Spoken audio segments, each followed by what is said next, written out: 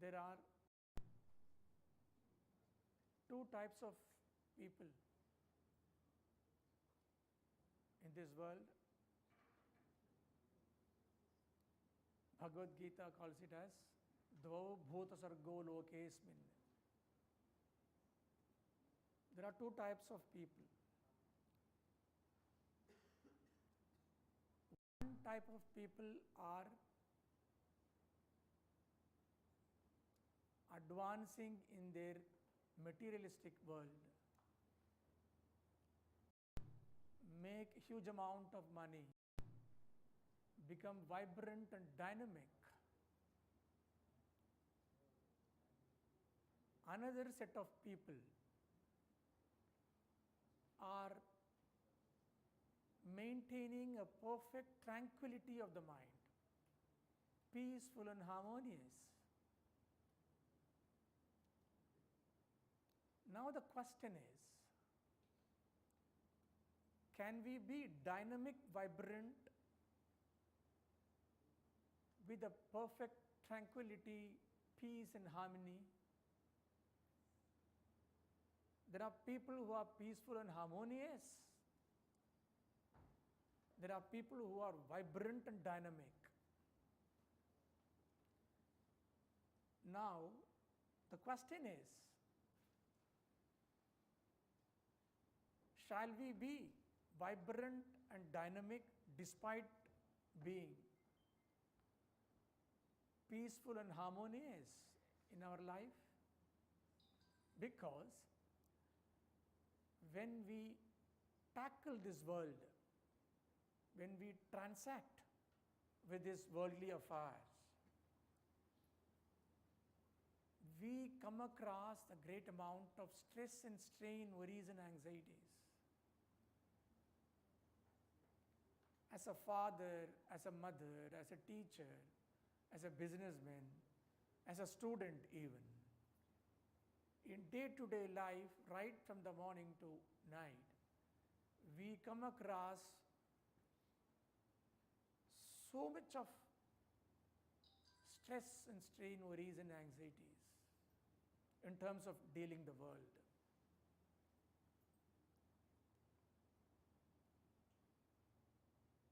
Arjuna had come across the same situation. In spite of himself being a great warrior, in spite of his academic excellence, was outstanding, considering him to be, in present day world, you call it double IIT and triple IIM if you want to. But when he was mentally sick, he came across a great amount of stress and strain. He said, Vepathuscha sarire me roma harshascha jayate. My body trembles. The hair stand on the edge, I am unable to act. That too in the battlefield, in front of everybody.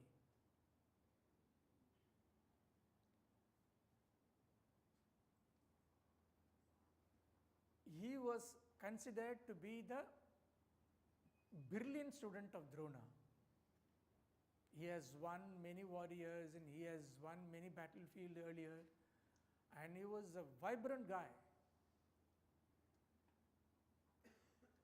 But the emotional sickness, the mental illness, mental weakness has made him mentally and intellectually paralyzed.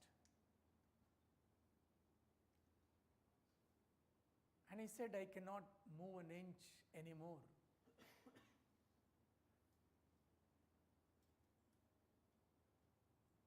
This would happen to all of us in one way or other. But his physical strength was extraordinary. He was said to be the fittest guy.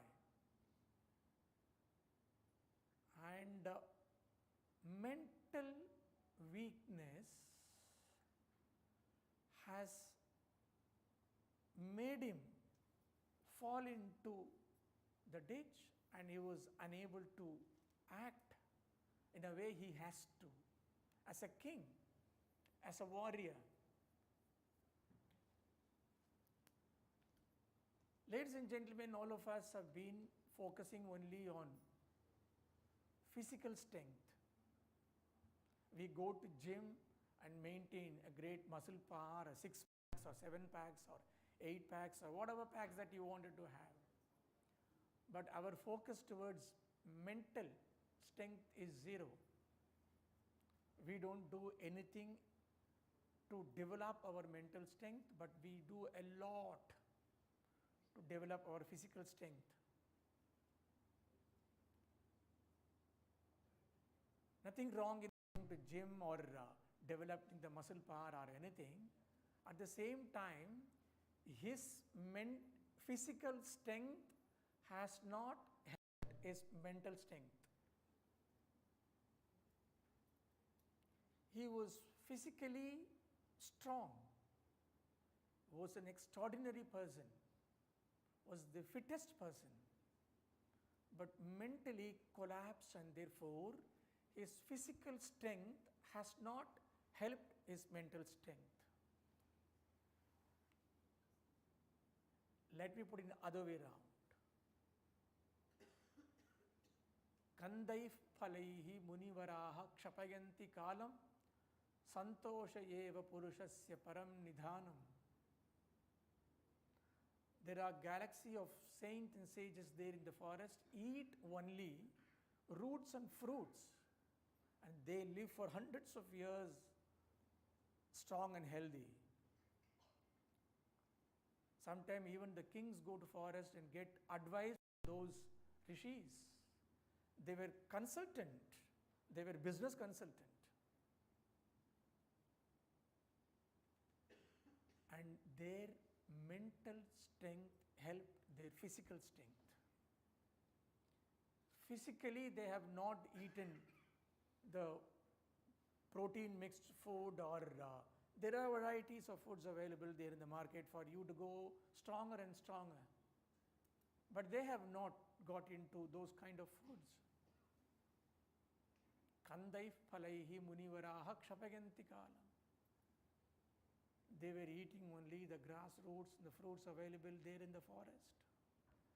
Lived hundreds of years healthy, physically, mentally, strong and stronger, to the extent of leading the society better and better, to the extent of giving advice to the king to rule better and better. So here the point is, your physical strength doesn't help the mental strength,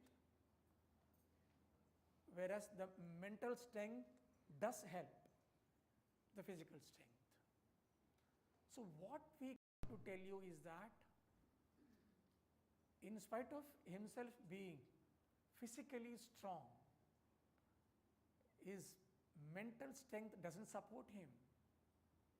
Therefore, he was mentally, intellectually collapsed and paralyzed.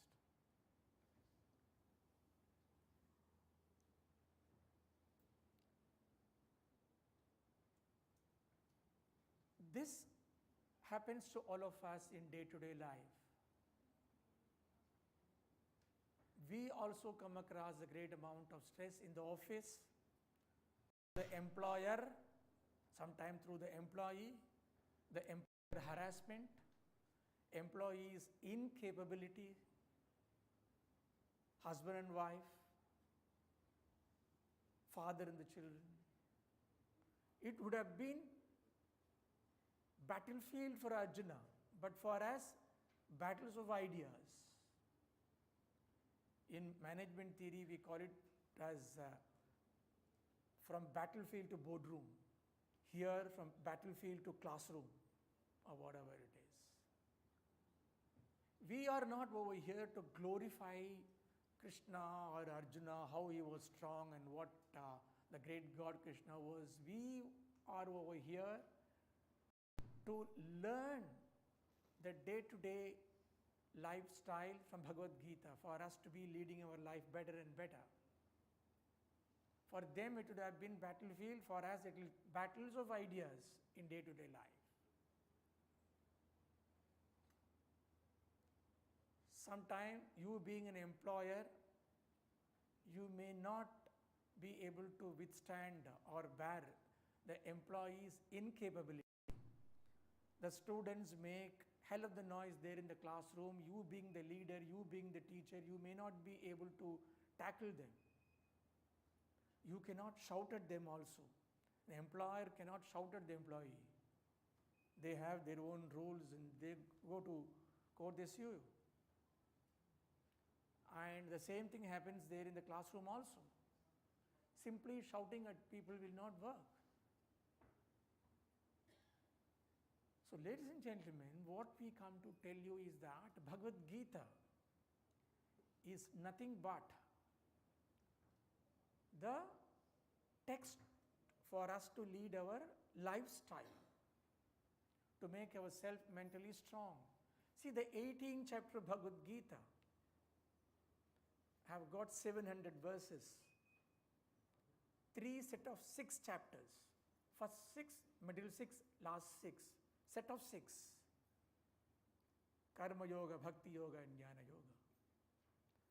And all the 700 verses have been delivered by Lord Krishna to Arjuna.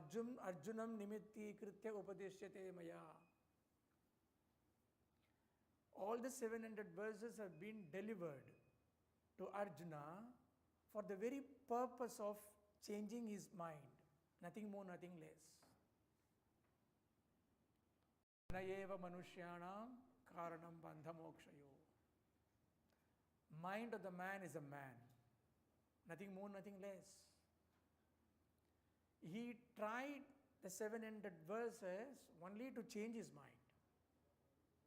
Question and answer, FAQ you call it. You know what is FAQ? In present day, you just call it as FAQ, the same pattern. The question and answer between both of them.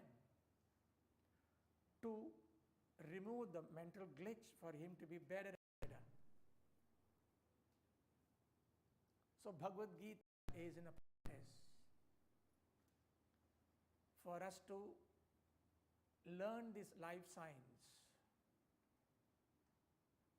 You want to crack your IIT, sit for JEE, you learn your engineering subjects.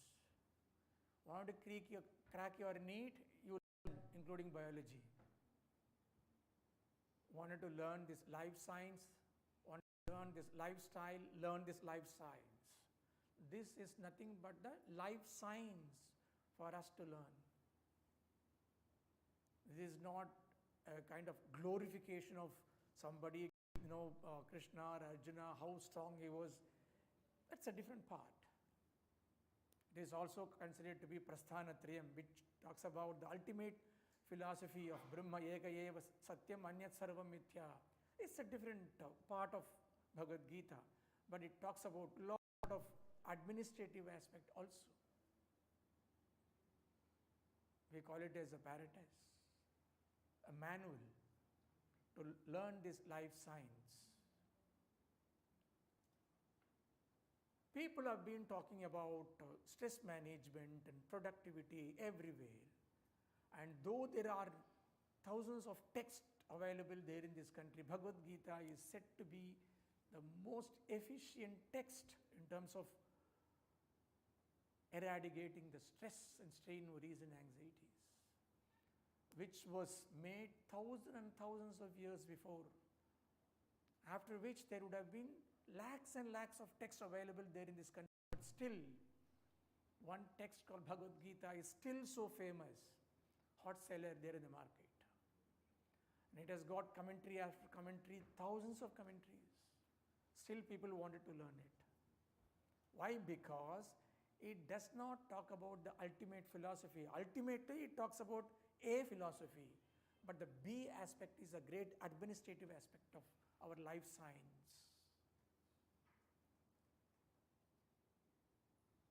Ladies and gentlemen, till 1990s, if I am not mistaken, WHO, World Health Organization, has not considered stress to be the cause of all the disease. They would have thought, they would have declared, they would have considered physical aspect of it. But in 1990, you can Google it, they consider stress to be the cause of all the top 10 diseases, especially diabetes and hypertension, the killer disease, are from the stress. Stress causes all the diseases. Ayurveda says, prasanna atmendriya manaha swasthamitya vidhiyate. When you are mentally happy, you are considered to be healthy human being. Santoshayeva purushasya param nidhanam. The happy being is a healthy being. You don't have to drive a Mercedes, or you don't have to have palatious bungalows or anything, but make your mind happy and happy. Happiness comes not through any other source, ladies and gentlemen, by understanding the root cause of the problem. I have heard the new disease called, in America it is so famous, people just say, ma'am must be knowing it.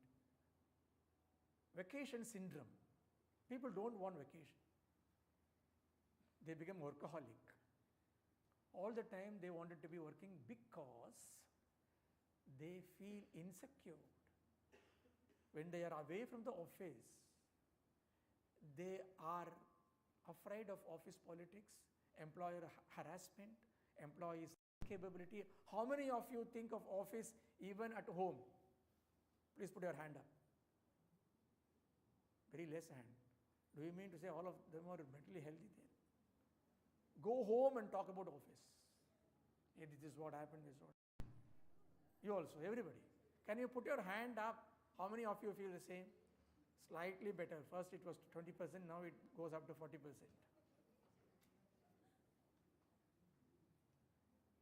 Why? Subconscious mind tells you that you are insecure there in the office. Keep talking there at home. Somewhere or other you are lingering and longing for solution. Ladies and gentlemen, your original nature is not to be stressed or being angry. Original nature is to be happy.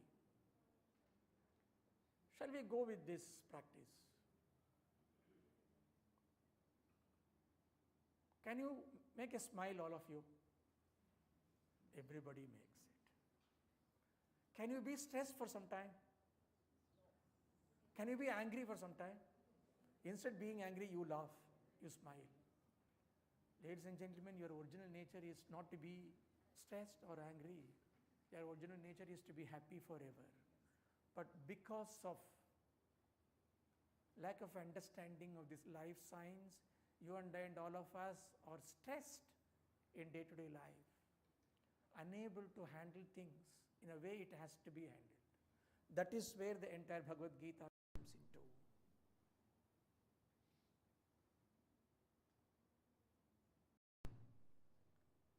Everybody has got problem. You have problem, I have problem, madam has got problem, sir has got, everybody, but only the degree differs from person to person. Every day or other, you are hit by something or other. Every day. Sometimes positively, sometimes negatively. You are constantly hit by the problem. But as long as positive things are happening, we are all right. But we don't want negative domain.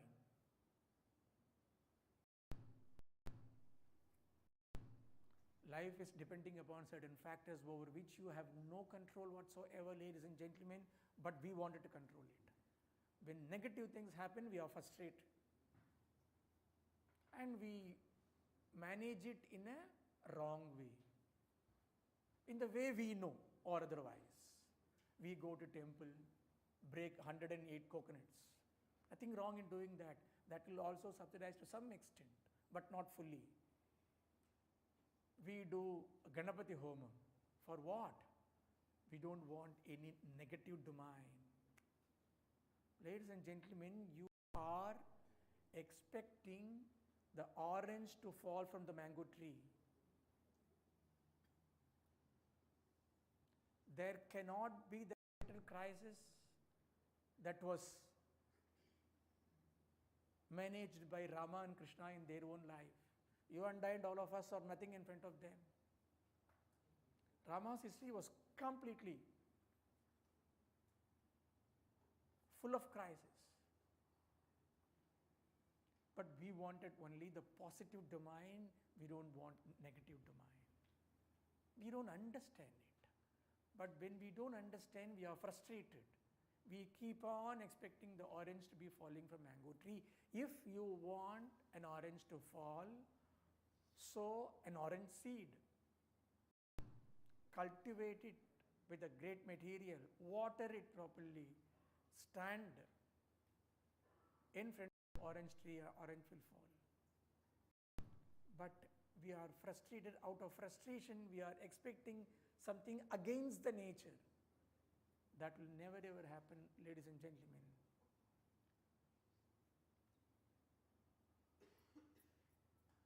And therefore, what happens is, we are constantly hit by something or other in everyday life. The Bhagavad Gita teaches us to develop the mental strength for us to be handling it in better and better. The problem is, we have tags after tags in our mind. I am this, I am the boss, I am the director, I am the CEO, I am the CFO, I have got this, I have every tag comes with an expectation.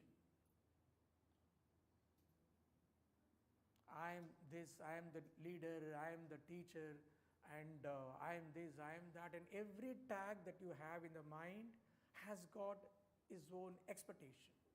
When the expectations have not been fulfilled, you go frustrated. Dhyayato vishayan pumsaha sanghasteshupajayate sanghat sanjayate kamaha kamat krodho bhijayate. You are contemplating upon the worldly objects and you are attached to it. And from attachment you develop a kind of strong desire. Still you don't attain the worldly object. The desire turns into anger. When the desire turns into anger, your mind goes in autopilot mode. When the mind goes into autopilot mode, you are out of control. You know what is autopilot mode? After a few high up, the pilot doesn't fly, he only puts it in autopilot mode. It goes. But he knows how to control it also. It's called zoom ahead in life. Every aircraft will run in the runway and takes off and zoom ahead. So by the time your mind goes in autopilot mode, you are out of control, ladies and gentlemen. Arjuna says, I understand all this, but still I am not able to control it.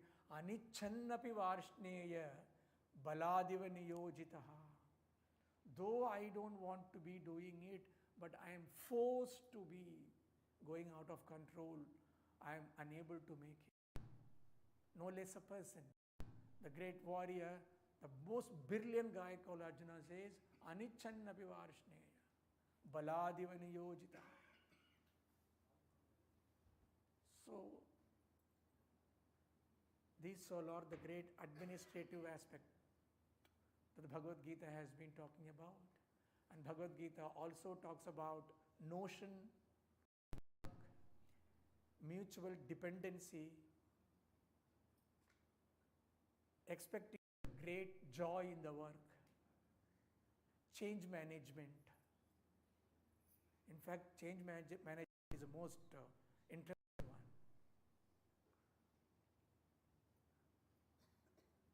The famous verse called Yada Yada Hi Dharmasya Glanihi Bhavati Bharat Abhyuthanam Adharmasya Tada Atmanam Sujamyam. Whenever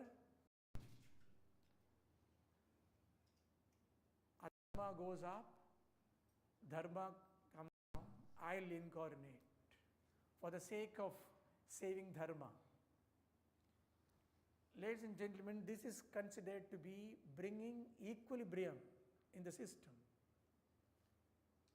When the system goes out of control, you need to bring back the system by making the equilibrium. This is called regenerative process. The old things are to be removed, new things are to be brought in. It can be old mindset, it can be old ideas, it can be old rules and regulations that will not work anymore there for the organization or for the classroom or for the system. And you need to eradicate the old system to bring in new system. Management theory, we call it as innovation through creative distraction. Ma'am must be knowing it. Innovation through creative distraction. This is also distraction. But this distraction is for innovation. So all these management theories, these Harvard business theories are there in Bhagavad Gita, ladies and gentlemen. So what we come to tell you is, anything that will not work for the organization, anything that won't work for the system is to be eradicated. Another interesting thing is over here. There are people, there is management and there are higher ups who will bring illegality through rules also. Based on certain rules, people hide themselves. As per rules, I cannot do that. As per rules, there are people who have been swindling a larger amount of money from the organization, but they are safe because they are hiding themselves under the so-called rule. Many political parties have been swindling the money. Why they have not been brought under justice? Because the law, the rules, and they know how to make the rules flexible. Therefore, Krishna was ethically diplomatic there in Bhagavad Gita. He was into the spirit of the rule, not the script of the rule. Any rules will have script. Script, the rule, the letters. But there is a principle behind. Spirit. When Draupadi was disrobed in front of everybody,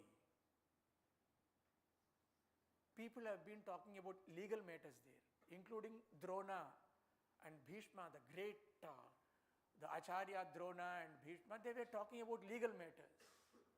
There cannot be a greater tragedy than the woman gets disrobed there in the assembly of everybody. But people have been talking about legal matters, whether it is right or not.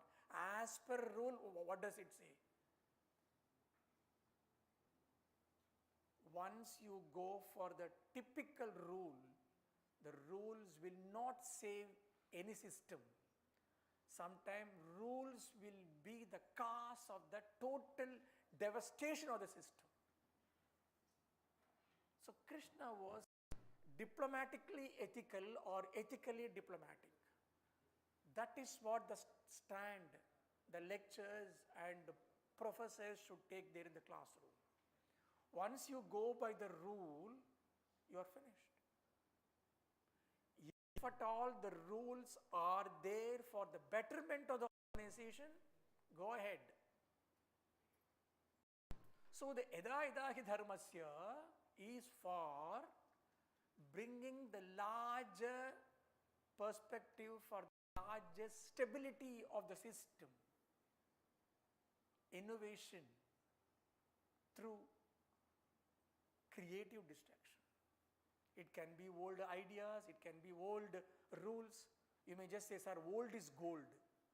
How come you can just say all this? Ladies and gentlemen, as long as the old is gold, fine. When the old is no more gold, what's the big deal in having it? There is no necessity for the old to be gold all the time. As long as it is a gold, fine. Sometimes the old system, the old rules, old pattern can bring destruction of devastation for the organization, devastation for the system even. So, yada yada hi dharmasya glanihi bhavati bharata is for the larger perspective, for the larger stability of the system, ladies and gentlemen. I think this is more than enough for you to understand the introduction of Bhagavad Gita. We move on to the next topic, most interesting topic. Because Bhagavad Gita is understood only to be the scripture, only people who understood Sanskrit will just know it, and normal people have got nothing to do with Bhagavad Gita is a wrong theory, ladies and gentlemen. It is the life science. Those who wanted to maintain their life better and better, they have to undergo the life science called Bhagavad Gita. This is what we try to make you all understand. Second aspect of it.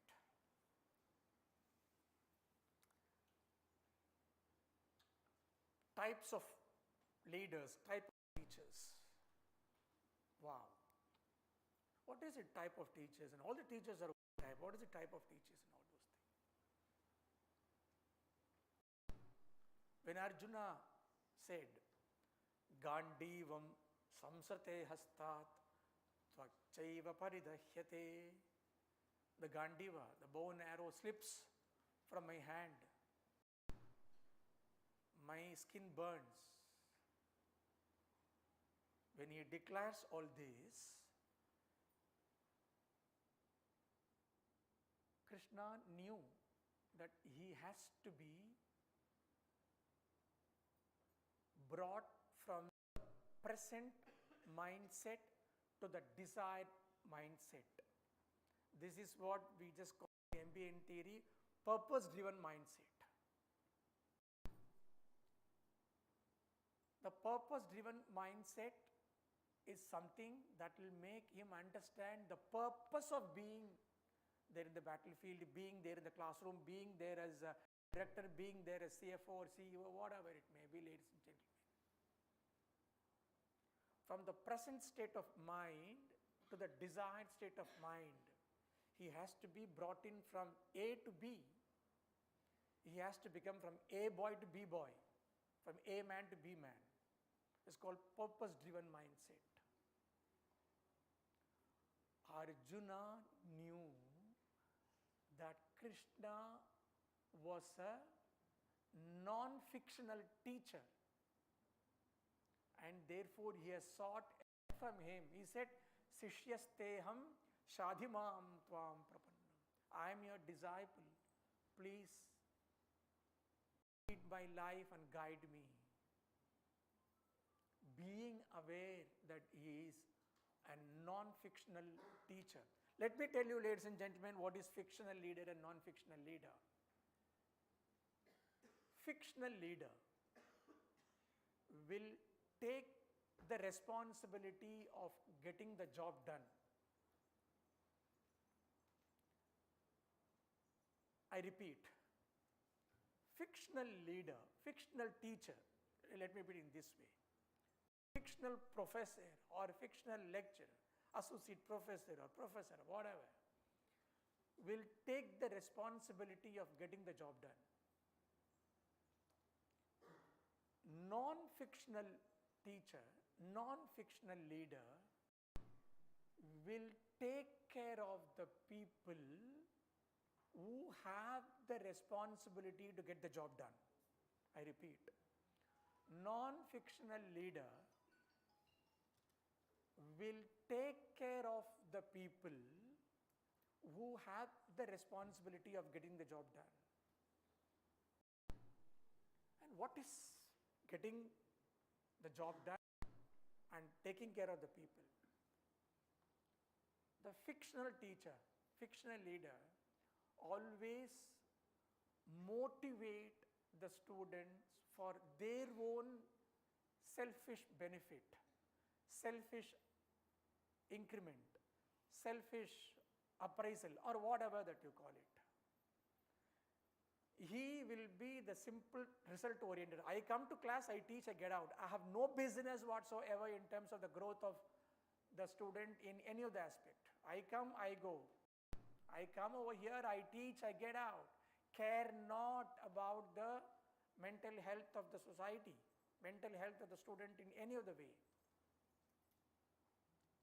My job is, I am a professor, I am appointed for it, I come over here, teach and get out. Krishna says, Yamitam pushpitam vacham pravadatya vipaschitaha. Yamimam pushpitam vacham pravadatya vipaschitaha. Unwise men or those who have got less knowledge speak flowery words for their own selfish benefit. You know, you call it as motivation. I motivate people. Hey students, I think you can, I have trust in you. Simply saying you can, I have trust in you, you can do, will not work, ladies and gentlemen. This is for your own selfish benefit, to increase the average or percentage of your subject here and there, so that somebody, Krishna does well, and Ramaswamy does well, and Bama does well, and somebody does well there in the classroom, and from 48%, 52%, your class average will go up, and that is enough for you. And you can just show it to your boss saying that from this percentage to that percentage, I have brought in all the A boy and C girl, and therefore I am a fit person for increment or appraisal or whatever. That may be you are there in a very smaller circle. That will bring no change whatsoever for the society. You can do nothing for the students' community. You are a paid employee, nothing more, nothing less. Tomorrow you go to some other college, some other institute, keep moving without any job satisfaction whatsoever. Why we keep moving, why we do all this? Because internally we are frustrated, not being happy with what we do. Whereas, come to a non-fictional leader. Obviously, he should also get the job done, but he will take care of the people who have the responsibility to get the job done. This will create a tremendous amount of confidence in the mind of the student that they are being supported by the lecturers and professors. Even if they go wrong, they will be supported. Whereas fictional leader go for a blame game. This is not my mistake, this is your mistake. You must have done this, I must have done this, and you must have blah, blah, blah, blah. Non-fictional leader has got a larger vision for the larger betterment of the society. He doesn't shrink himself as a mere employee. See, there are three people doing the same job. Let me put it in this way, ladies and gentlemen. All the three are involving in the constructional work. One says, I am doing the constructional work. Next fellow says, I am building a temple. Third guy says, I am doing something larger for the larger benefit of the entire society. All the three do the same job, but the view differs. The third guy does something for the betterment of the society, whereas you and I and all of us are either be in doing the constructional job or I am doing temple, slightly better. But the third guy does the larger view, he does something for the larger benefit of the larger society. He is a non-fictional teacher. He takes care of each and every one of the classroom, whether he is a high performer or low performer or mediocre performer. He does for the betterment of the society, not for his own, her own appraisal. Krishna was considered to be a non-fictional leader. Therefore, Arjuna said, Sishyasteham shadhimam tvam prapanna. I am your disciple, Krishna. So far they were friends. The moment he understood that he was a non-fictional teacher, he said, I am your disciple, please do guide me. What a philosophy, ladies and gentlemen. No text can tell you, no text across the world can deliver such a magnificent theory. Krishna does it. So non-fictional leader does something better and better for the larger perspective, for the larger benefit of the society. He does not shrink himself.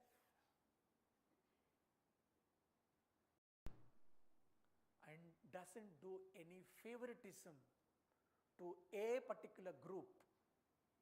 There are many organizations, even in college or everywhere. Boss will be favorable to only a particular group. That is where the politics starts. And you being a teacher, you being the professor, you also like only a group of people and you do favoritism. And the panna, I always, your pen automatically gives her or him 2 marks more. Agree or not? How many of everybody is? I don't want to just ask how many of, including me. I speak to you, all this is not that I am a different person from your gang. I am also unto you. I learn, teach you, that's it. We all are trying to learn from each other. It's not that I have got 4 legs and 8 hands, considering myself to be a better guy, or sometimes people do ask me, sir, are you improving upon Lord Krishna? I don't, please. I only demystify and decode what is said there in Bhagavad Gita, ladies and gentlemen. I don't improve upon Krishna. So does Bhagavad Gita talks about all this management theory? Yes. It also talks about the ultimate philosophy, as I said, but it involves so much of administrative theory. Like Harvard Business School, we call it Bhagavad Gita Business School. Many people are. I am the head of Saksha, Shankara Ancient Knowledge and Sanskrit Academy. We have got hundreds of guys joining in various courses. You please do visit our website. There are various courses available there in Bhagavad Gita, shaping up young minds and leadership quality, management theory. You don't have to go to Harvard Business School, learn Bhagavad Gita. It does lot of theory which is much better than your Harvard Business School, ladies and gentlemen. So therefore, many authorities and Microsoft country head, Oracle country head from different part of the country learn it. They have sent the feedback. You please do visit our website and just check it out. Our website would have been over here. Please do check it. A testimonial. I have been learning Bhagavad Gita for years together, but such a perspective I never learned. Says whom? Country head Microsoft, sitting in different part of the world. People think Bhagavad Gita na and the Sanskrit படிச்சவங்க ஏதோ உட்கார்ந்து சொல்லுவாங்க. It talks about the great management theory which is not declared there in Harvard Business School.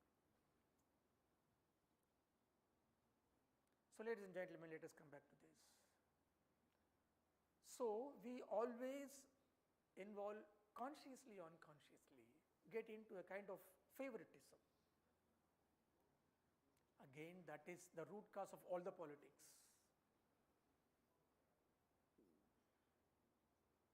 Dhritarashtra asks Sanjaya, the very first verse, you don't have to go anywhere. Mamaka Pandavas Chaiva Kimakurvata Sanjaya. Says his own people, he calls it as Mamakaha, my own people. What my own people are doing there in the field, the very word my own people signifies that he has got a tremendous amount of favoritism towards his own kith and kin, his own people. There starts the politics. There starts the ugly philosophy. There starts all the rotten philosophy. And the group that is shown the favoritism will always be weak. Only the weak person seeks for favoritism. They always go to the boss, they go to the professor and they just make, ma'am, your saree is excellent today. Nothing wrong in making it, but still, as long as it is a simple, what is the compliment, fine. But you know, the politics that is created over here through favoritism. Favoritism will always be done only by the weaker people who have got less skill or zero skill sometimes.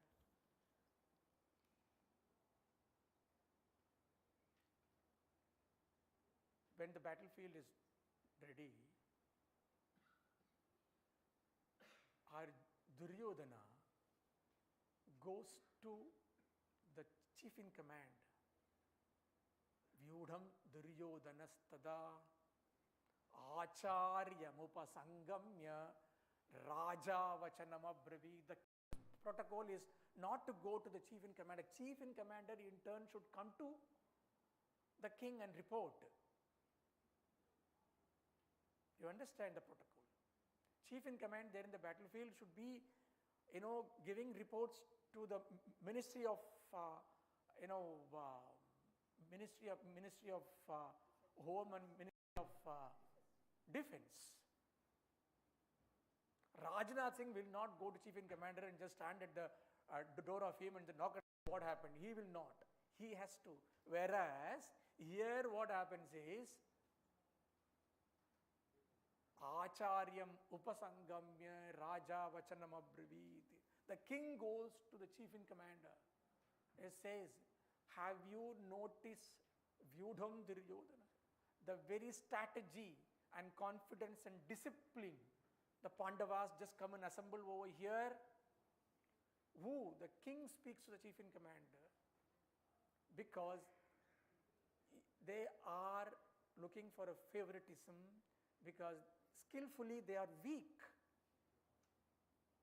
The group that is skillfully weak will go for a favoritism. He goes to the chief in commander and just speaks, leaving the protocol. Because to that extent he was agitated, he was afraid. So what we come to tell you is that fictional leader does things for his own benefit. Yamimam pushpitam vacham pravadatya vipaschitaha. People of less knowledge will always speak flowery words. They motivate you. They motivate you less just by, it's a false motivation. Hey, you can do, boy, you can do, girl, you can do this. Apart from doing this, they have no responsibility whatsoever. So the fictional leader will take the responsibility of only the job done. He will take the responsibility of getting the job done. Non-fictional leader will take care of the people who have the responsibility of getting the job done. Krishna was considered to be the non-fictional leader, he who works for the betterment of the society. No false hope whatsoever anywhere. Krishna never said to Arjuna, hey, don't worry, I am the Lord, I'll make you win. Don't worry, nothing of that sort. No favoritism or nothing. So therefore, the types of teachers should be such that there are fictional teachers and fictional professors and leaders, and there are non-fictional leader. Bhagavad Gita wants you to be the non-fictional leader, those who work for